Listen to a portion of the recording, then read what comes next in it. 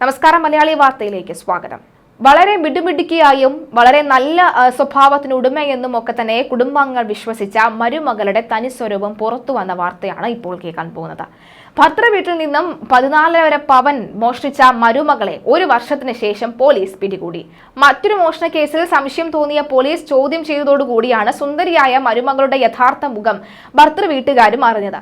ഭർത്താവിന്റെ ബന്ധുവിന്റെ 11 പവൻ സ്വർണം നഷ്ടമായ കേസിൽ യുവതിയെ ചോദ്യം ചെയ്തതോടുകൂടിയാണ് മോഷണ കഥകൾ പുറത്തെത്തിയത്. മരുമകളുടെ സ്വഭാവം അറിഞ്ഞ് ബന്ധുക്കളും ഞെട്ടിപ്പോയി. കഴിഞ്ഞ വർഷം മെയ് 10-നും പ്രയാർ വടക്കുമുറിയിൽ പനംകുളത്ത് പുത്തൻ വീട്ടിൽ സാബു ഗോപാലന്റെ വീട്ടിൽ നിന്നാണ് 14.5 പവൻ സ്വർണം മോഷണം പോയത്. കേസിൽ സാബു ഗോപാലന്റെ മകന്റെ ഭാര്യയായ പുതുപ്പള്ളി തെക്കുമുറിയിൽ ഇടയമ്പലത്ത് നേടിയത് വീട്ടിൽ ഗോപിക എന്ന 27 വയസ്സുകാരിയാണ് ഒരു വർഷത്തിന് ശേഷം പോലീസിന്റെ പിടിയിലാകുന്നത്. സാബു ഗോപാലിന്റെ വീട്ടിലെ കിടപ്പുമുറിയിലെ അലമാരയിൽ നിന്നാണ് സ്വർണം മോഷണം പോയത്.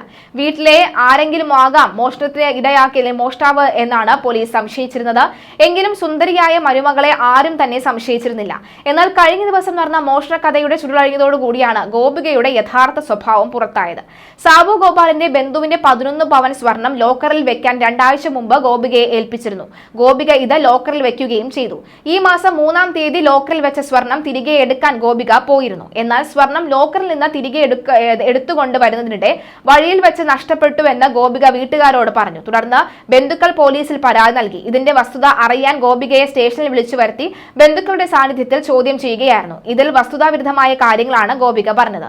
ഇതോടെ സംശയം ഗോപികയിലേക്ക് മാറുകയായിരുന്നു. തുടർന്ന് ഗോപികയെ സാബു ഗോപാലന്റെ വീട്ടിൽ കൊണ്ടുവന്ന് അന്വേഷണം നടത്തിയപ്പോൾ നഷ്ടപ്പെട്ടു എന്ന് പറഞ്ഞ സ്വർണം ആ വീട്ടിൽ നിന്ന് കണ്ടെത്തി. തുടർന്ന് ഗോപികയെ വിശദമായി ചോദ്യം ചെയ്തു. ഇതിൽ നിന്ന് കഴിഞ്ഞ വർഷം സാബു ഗോപാലിന്റെ വീട്ടിൽ നിന്ന് കാണാതായ 14.5 പവന്റെ സ്വർണ്ണാഭരണങ്ങൾ മോഷ്ടിച്ച് ഗോപികയാണ് എന്ന് സമ്മതിക്കുകയും ചെയ്തു. മോഷ്ടിച്ച സ്വർണം ഗോപിക ബന്ധുവിനെ കൊണ്ട് വിൽപ്പിക്കുകയും ചെയ്തു. വിറ്റ് കിട്ടിയ പണത്തിന്റെ ഒരു ഭാഗം ഉപയോഗിച്ച് ഗോപികയുടെ പണയത്തിൽ ഇരുന്ന സ്വർണം എടുക്കുകയും ചെയ്തിരുന്നു.